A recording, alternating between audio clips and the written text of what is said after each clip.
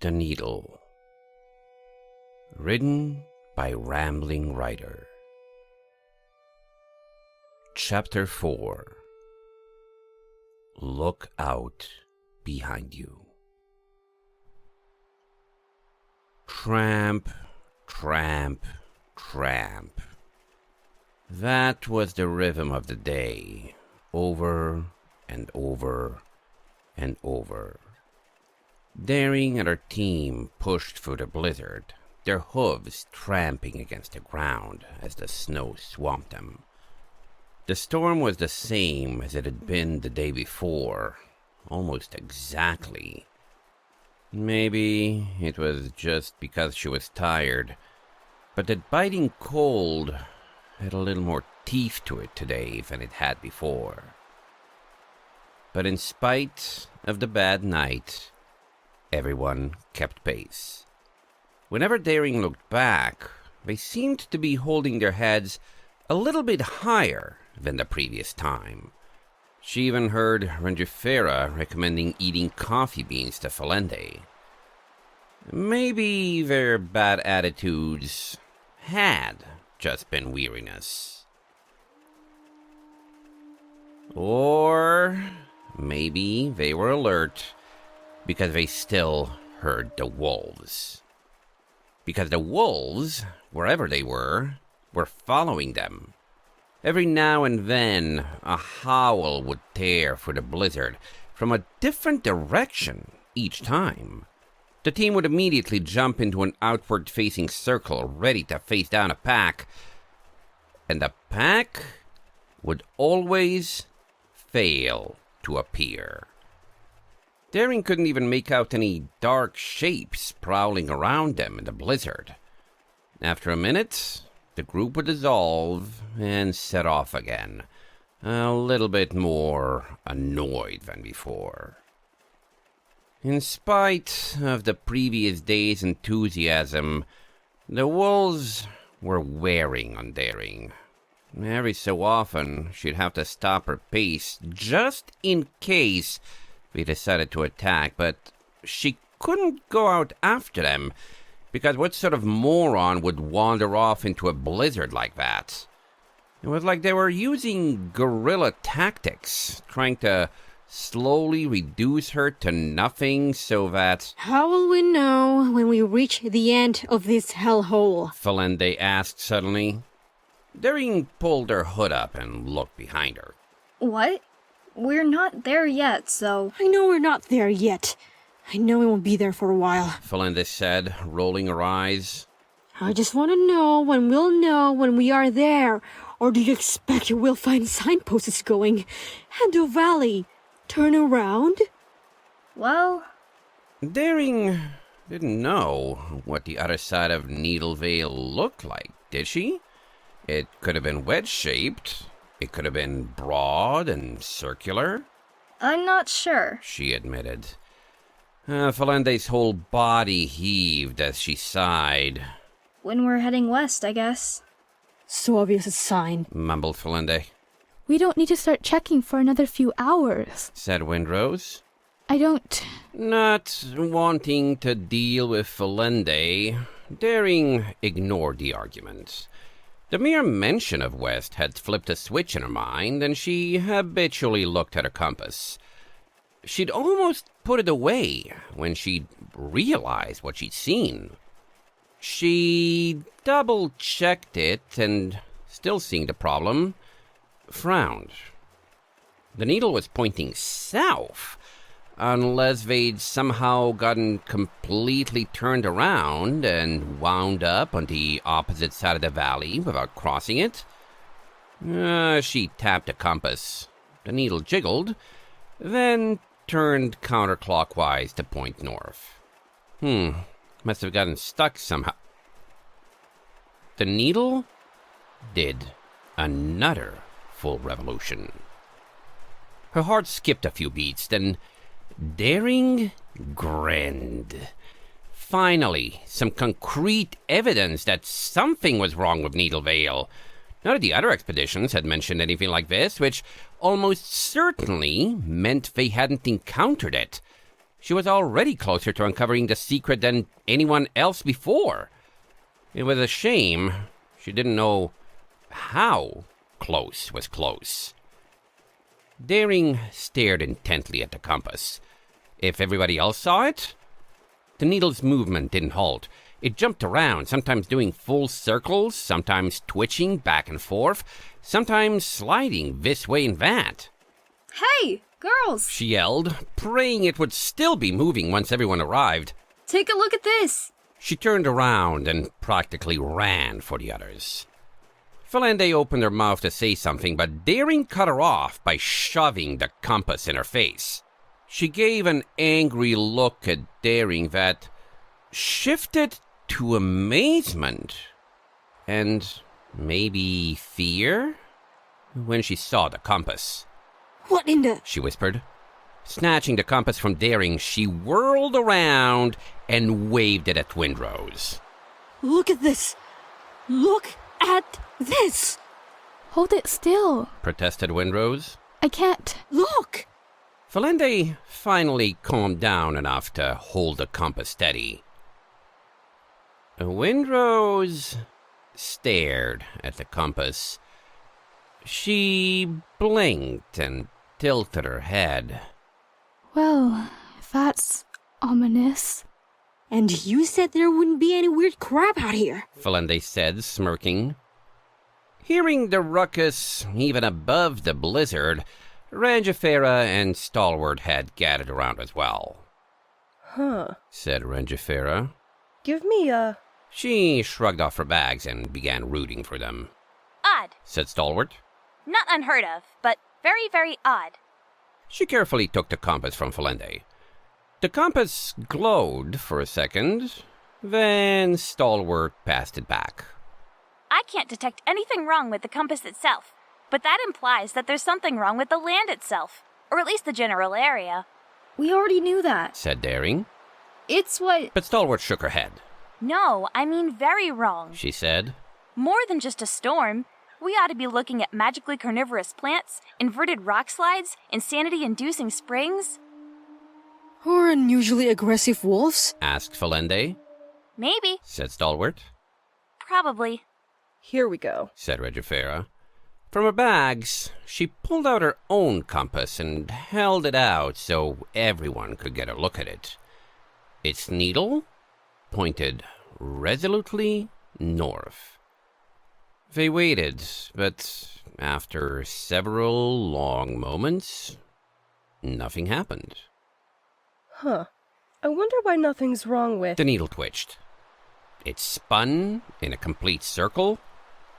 Then it began behaving in the same way as Daring's. With mine.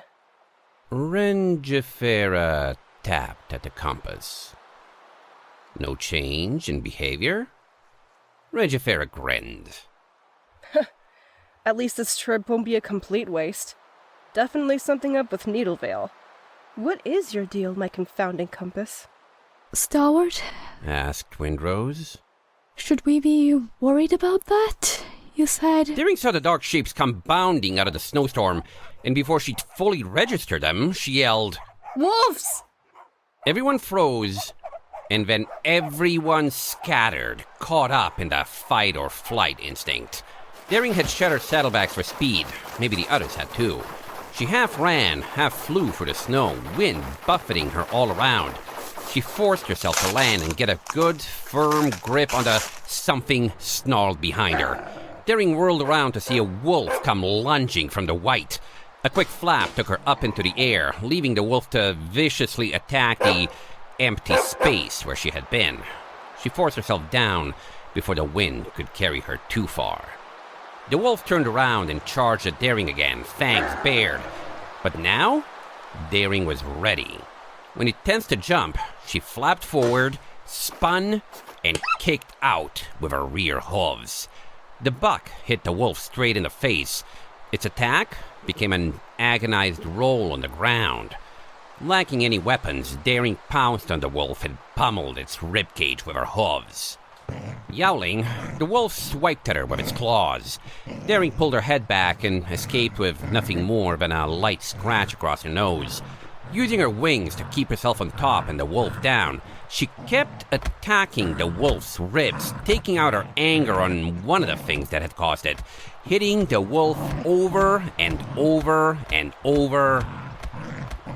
When the wolf's growls of struggle turned to whimpers of pain, Daring knew it had had enough. She gave one last spiteful blow and pushed off of it. The wolf hastily struggled to its feet and, still whimpering, limped off into the blizzard. Yeah, you better run. Bellowed Daring. That should teach you something. Absolutely pointless speaking to a dumb animal like that. But it made her feel better. Daring turned on the spot, looking for any others that were coming for her. None. She pulled her hood down to give her ears better audio. Nothing close to her, but she could hear the struggles of the other members of the group through the howling winds. She picked the closest one and struggled towards it.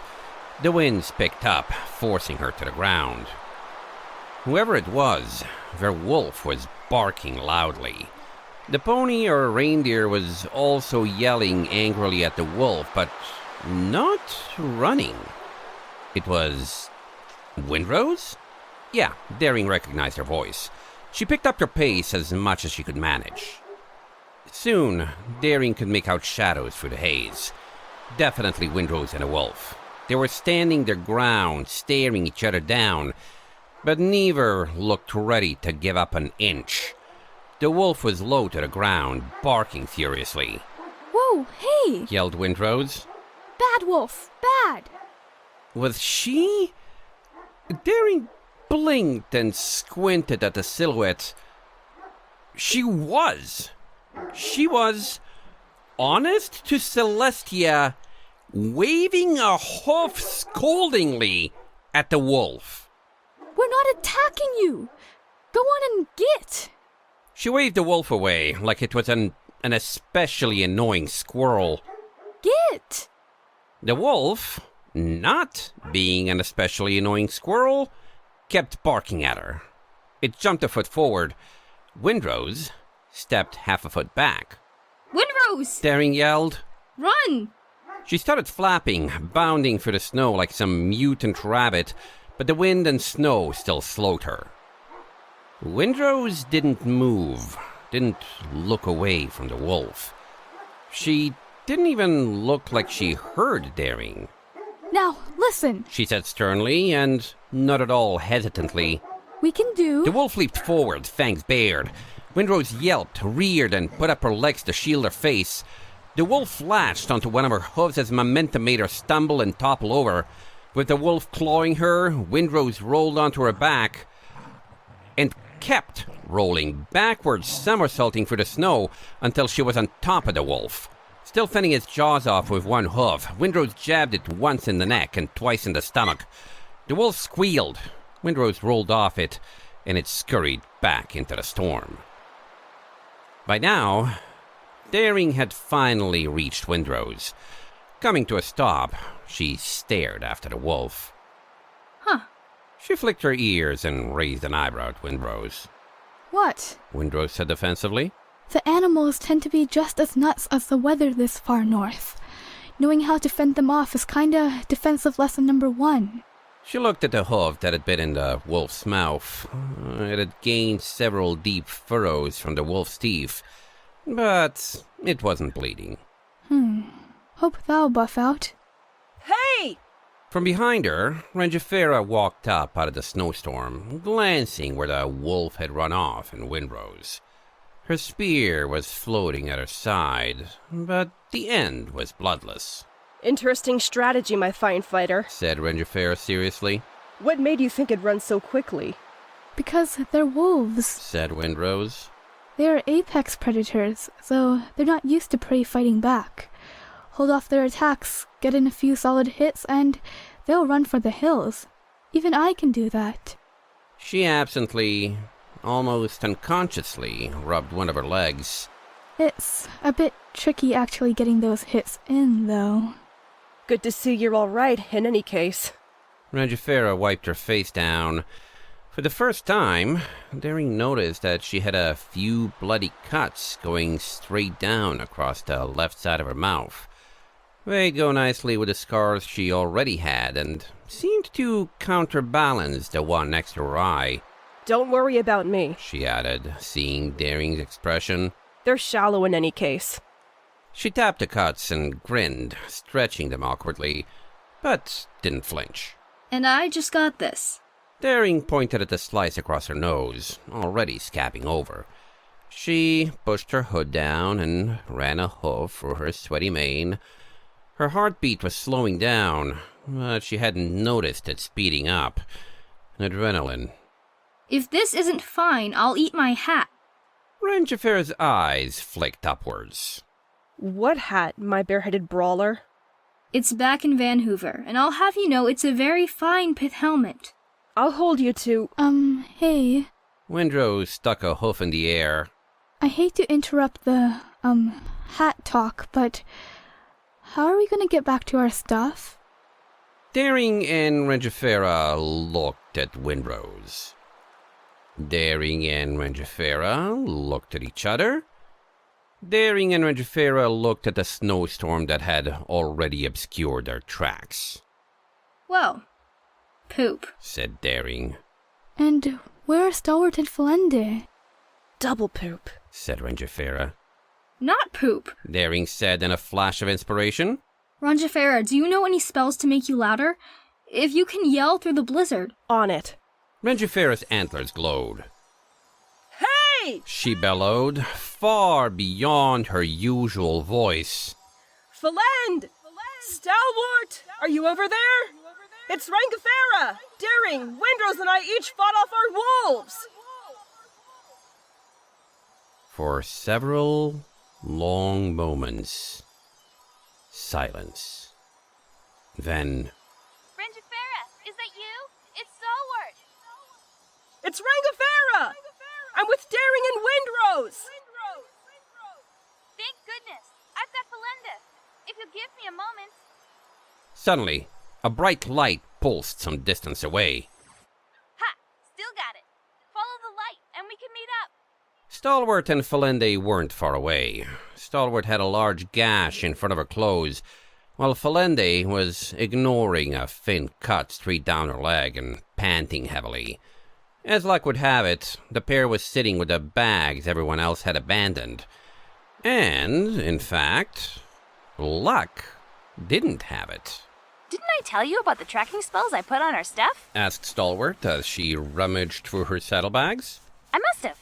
But I didn't, did I? It's technically not standard issue in the Guard, but so many unicorns do it, it might as well be.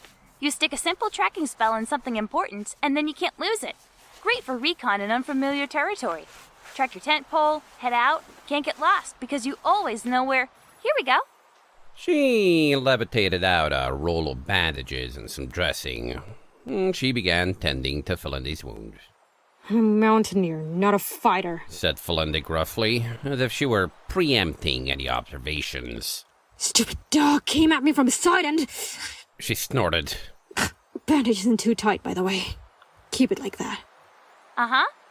Said Stalwart. And... She cut off the last strip of bandage and secured it with a spell. there. How do you feel? Felende flexed her leg easily, then put weight on it. This is good. What about you? Daring asked Stalwart. That cut looks pretty. Oh, this? Stalwart gestured at her clothes. This is nothing. Looks worse than it is. Clothes caught most of it. She pulled open her coat. She had a thin cut across her chest that had already stopped bleeding. So the only one of us to not get hurt, Rangifera said slowly. is Windrose, who didn't even want to come in the first place. She glanced at Windrose and chuckled. Yay? Windrose smiled nervously. It really wasn't that hard. She coughed. I'm hungry. She said quickly. Lunch? Daring thought back over their trip and how long they'd been walking. It was about that time, but before she'd even finished her thought, everyone had said some form of lunch.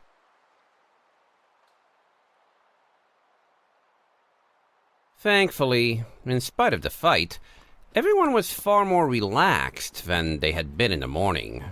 Maybe, like Daring, being able to punch the source of their stress had unwound them a bit. Whatever the case, lunch was only a few laughs short of jovial. Stalwart setting up her poles to keep out the storm certainly helped, even with the lack of a fire. I have jam. Stalwart said, waving a jar around. Anyone else want some jam? Strawberry. How long will it take you to unfreeze it? Daring asked. About, 0 seconds. Stalwart stuck a spoon in the jar and scooped out a small chunk of jam. See? She slowly licked the spoon down, I'll have some. said Rangifera. She held out a slice of bread for Stalwart to spread on. Why are you bringing Jem out here? In case I get a hankering for jam. Can't argue with hankerings. Stalwart shrugged. Anyone else? Windrose? Windrose was holding Daring's still misbehaving compass, frowning at it and tapping it. I feel like there's supposed to be a pattern here. Something that repeats. But I got nothing. She shrugged and tossed the compass back to Daring. Pass that jar over? Anyone got any ideas on this? Daring asked, holding the compass up. Stalwart, you said something about the land? But Stalwart shook her head. We'd be seeing far more than just the compasses, some wolves, and the weather acting up if that were the case. The land itself would be changing before our very eyes. I mean, things like rivers flowing uphill. It's not something we'd miss, especially not with an earth pony to sense any magic in the land. She glanced meaningfully at Windrose. Right? Windrose had a spoon hanging out of her mouth. Her face reddened and she quickly swallowed. Well, if you mean feeling something up with the land, then I got nothing. This place feels ordinary to me. Nothing wrong with it, so far. Her ears twitched as she passed the jar back to Stalwart. Anyone else have any ideas? Asked Daring. Vague, negatory murmurs. Daring sighed internally. Of course, there was no way it could be that easy. If it was, it would have already been found out. Still, not even a single idea? Hey, Felinde, Asked Daring. what about those strange reindeer you mentioned? The, Elver, right? Any stories about them doing something like this? Felinde shook her head. They couldn't do something like this. Isn't that compass made of iron? I think the needle is. Daring said. Why? Iron disrupts the Elver's magic. They couldn't affect the needle at all. No way they're responsible. Oh, come on. Protested Stalwart. Iron dispelling magic? That's gotta be... No, I've heard this too. Said Rangifera. Cold iron drives them away and makes their spells unravel. For some reason. Must be a magic thing. No way they're responsible. Cold iron as in chili iron? Or another iron like metal, like orichalcum? Asked Windrose. Plain old iron, actually. Said Felinde. For some reason, the stupid folklore uses cold iron. Whenever iron's fulfilling some mythical role, when it'd be so much simpler to call it iron. She paused. Although, assuming they could, this would be exactly the sort of thing those scumbags would do. Sick a bunch of wolves on us and screw with our sense of direction for kicks. Could they do anything about the weather? Daring asked. Her sense of discovery had been piqued. Even if this went nowhere, the different mythologies and beliefs of different cultures were fascinating. And true in some way, more often than not. Felinde wiggled her hoof non-committally. Jury's out. None of those stories seems to agree on that. Some say yes, some say no, some say yes, but not to this extent. And on and on and on. She gestured into the distance. Again, stupid folklore. And while we're talking about the Alvar, there's another problem. They're supposed to kidnap people for some reason unknown to us, but no one who's gone here has vanished. Have they? Nope. Said Daring. I asked around in the days before we left. As far as anyone could remember, everyone that went in came out with nothing. Of course they hadn't. Vanishings would only make this place more mysterious and attract more people, like some kind of horror story. And if things went far enough, Celestia or Luna might decide that Needle Vale was magically dangerous and spend a week glassing it. Felende shrugged noncommittally. I've heard some things about them working with changelings, but changelings never come this far north. And no one's left anything in here either. At least, nothing I've read has mentioned that. Double, Said Rangifera. You know, Said Stalwart. we've been spending so much time thinking about what we've heard that we haven't thought about what we haven't heard. What if some pony went into Needle Vale, found something, and just didn't mention it? Or left something and didn't mention it? Think about it. This is a place that's legendary for both its strangeness and for nothing being out here. Everyone who goes in here looking for something is looking for something in general, not something specifically. So if you wanted to hide something small, an artifact or something, just map Needle Vale out, find a nice cave, shove the artifact in an out-of-the-way nook, and be on your way. No one would think to look in the cave, because what could possibly be in a cave? Plus, I've heard caves can get really big and maze-like, labyrinthine. What a nice word. So you wouldn't want to go in anyway unless you knew. That's not the greatest idea. Said Daring. Once we start thinking about what might have happened, anything goes. You can just say, maybe Princess Celestia trapped some monster here, and maybe she never said anything about it, and maybe... You get the idea. You want to get weird theories about aliens because that's how you get weird theories about aliens. Aww. I definitely don't want weird theories about aliens. Said Rangifera. I prefer things I can hit. And back to square one we go. Sighed Felende. That's gonna happen a lot in here, isn't it? Speaking of hitting things and changing the subject, Said Stalwart. before we hit the road again, I'd like a vague idea of how much longer we need to go. Anyone have any idea how far we've gone? About 10.5 miles. Windrose said promptly. Total since entering the valley, I mean, not just today. She raised an eyebrow at the surprised glances and said, I've got a good sense of distance and direction. Like most cartographers, there's really nothing special. So, even if Needle Vale is 15 miles long, Said Daring. we're almost to the end. Stalwart grinned. Very nice. Very, very nice. They sat in silence a little bit longer. Daring's muscles still ached from the fight with the wolf, but the worst was long gone and hadn't been that bad. Was everyone else feeling the same way? They seemed almost ready to go. Daring herself was ready, able, and a few notches short of willing.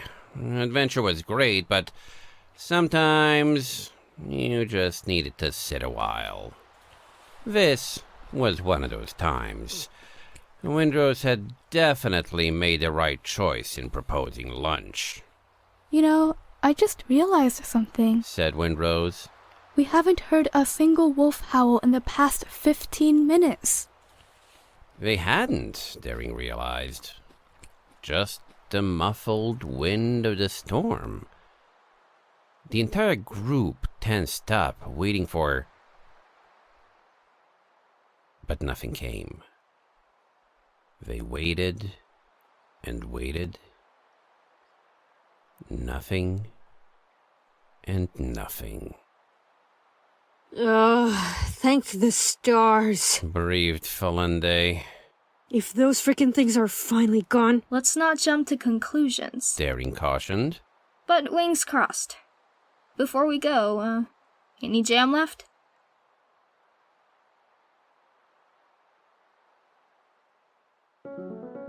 End of Chapter 4. Featuring the voices of Cloudy the Leopard as Daring Do, Felicia Wang as Windrose, Nadira Jihan as Falende, Notorious Dogfight as Rangifera, Francis Quinch Lavon as the Storyteller, and Rainbow Star as Stalwart Shield.